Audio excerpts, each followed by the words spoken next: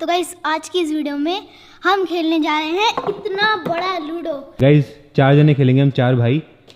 Finally मैं भी ready हो चुका हूँ। आज येलो बन चुका हूँ क्योंकि येलो हमारा कलर है। डांस भी हो जाए ये गाइस फाइनली चारों भाई रेडी हो चुके हैं। मैं येलो बना हूँ। गाइस फाइनली मैं खुल चुका हूँ। अब मैं यहाँ, चलो बड़े पापा की बारी। बड़े पापा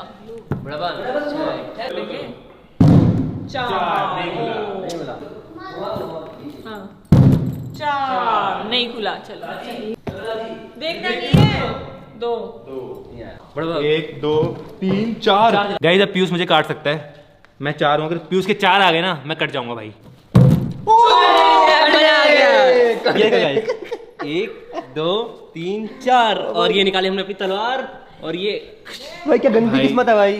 क्या यार गाइस वापस जाना पड़ रहा है मुझे यार।